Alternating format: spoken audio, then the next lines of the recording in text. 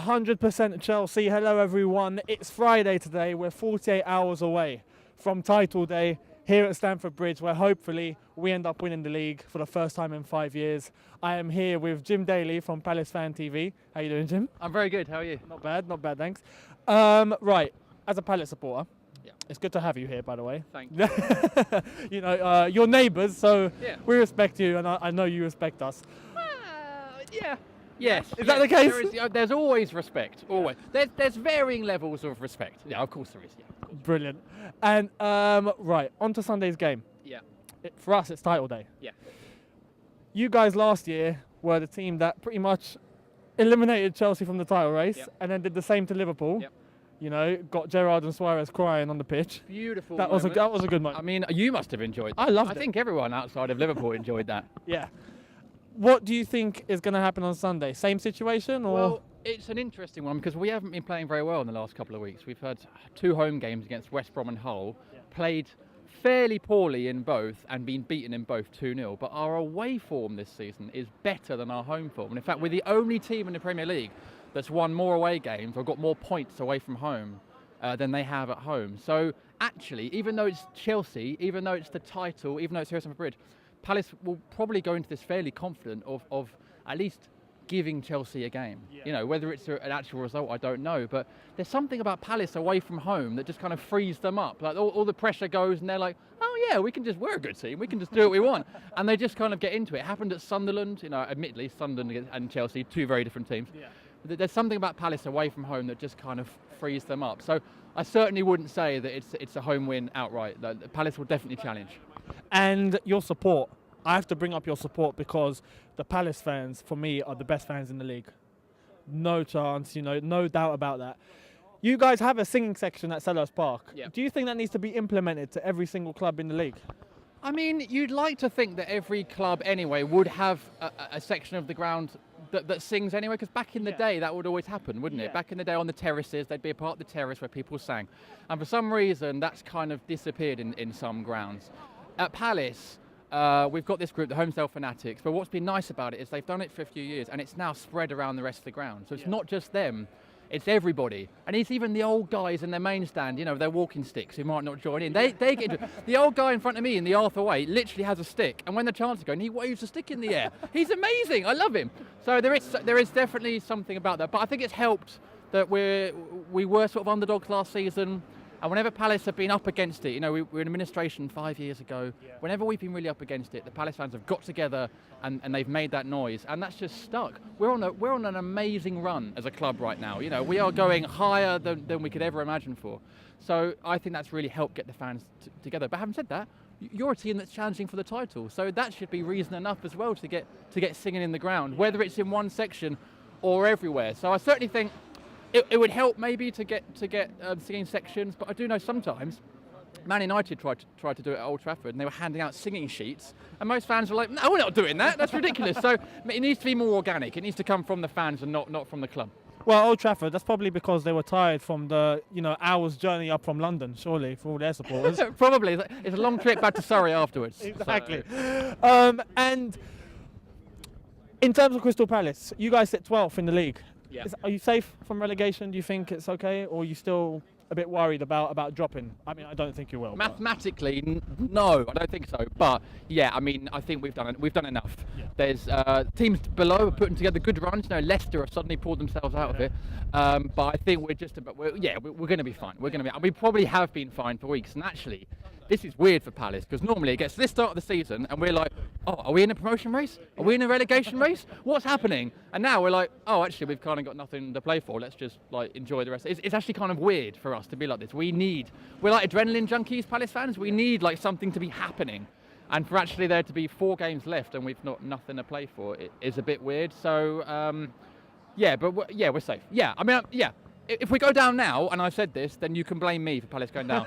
But I'm 99% sure and confident that, yeah, we're safe. It's his head if Palace go down. It will literally be in my head. And seeing as Palace literally have nothing to lose, you know, in that sort of case, if you're quite sure that you're not going to go down, well, except pride. Do you think that's an advantage for you guys at Chelsea on Sunday? I genuinely think it is, yeah. And there's something about when we play big teams, We beat Chelsea last season, Liverpool, the Crystanbul, glorious game, one of the best games I've ever been to. Man City at home this season, Spurs at home this season. We gave Arsenal a go this season. We beat Liverpool at home this season.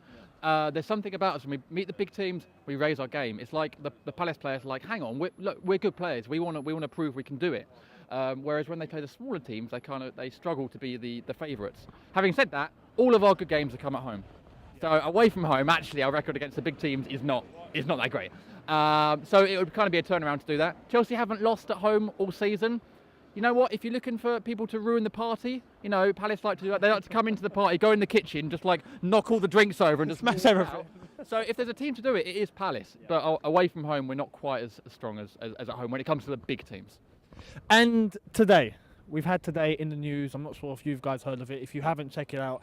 Wenger spoke of Mourinho once again, obviously, and said that he needs to learn some respect. I don't know if it was direct or indirect, but he said he needs to learn some respect. Mourinho responded at his press conference with a, don't even mention Wenger. If you haven't seen that, Chelsea fans, check that one out because that was pretty good. The little wipe. What's your, as a neutral, what's your view on this whole Wenger Mourinho spat that's gone on for years now and now seemed to be revived to a whole new level? Firstly, I think Mourinho should have responded by going R-E-P-S-P-E-C-T. That would have been brilliant. If he'd have done that, he'd have earned my respect for ages, even though I just buggered it up. Do you know what? Football is an entertainment sport. Yeah. It's pantomime. Right, and Mourinho is the biggest pantomime villain in the whole game, but I actually love him for that. I think it's great. We need characters in the game, and Wenger, I've got a lot of respect for him. I've got a lot of respect for both managers. Wenger's done incredible stuff, not just for Arsenal, but for the game as a whole in England. Think about the way we look at the way players eat, stuff like that, and the way we train. Wenger's had a lot to do with that. But you need these little things. It makes it. If everyone's going like, oh, Mourinho's like, yeah, Wenger's great. And Wenger's like, oh, Mourinho's great. Oh, I think everyone... It'd be so boring. It'd be rubbish. We need them to be doing this and talking about respect and stuff because it makes it interesting for us. So from a personal point of view, I can see where both come from. Yeah. Wenger, his teams play great football and they're doing better this season. They nearly challenged. I think it's pretty much done, but they've certainly improved. Mourinho's a winner. Mourinho is a winner. He knows how to win. He's done it at Inter Milan. So that guy... Don't mind him. I think he's cross about Wenger. He agrees with me.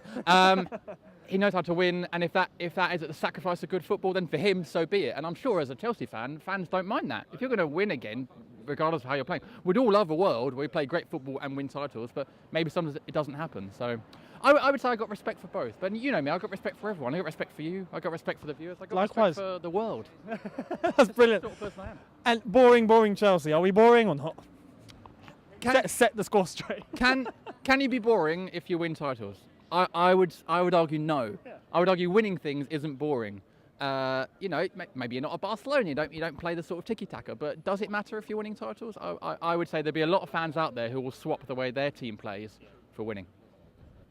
There we are. Palace FanTV themselves have said it. I've been saying it for a while. We're not boring, even though the haters can hate as far as I'm concerned. Haters gonna hate. We're going to win the league. Are we going to win the league on Sunday? I don't know. If you go for a score prediction. Score prediction. I'm going to go. Palace are going to go for it. We're going to score some goals. We're going to let in some goals because we do that as well. Do you know? I'm going to go for something like a 2-2 draw. Do you know what? Would that steal the title? No. Okay. We'd have to win it in front of Gerrard in that case.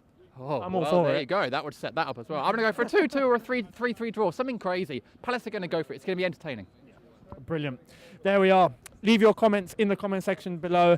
Make sure to subscribe to Palace FanTV. Subscribe to 100% Chelsea. And I will see all of you on title day here at Stamford Bridge on Sunday. Take care. This video has been done specifically to comments that I know a lot of you have seen over on Arsenal FanTV by Mo.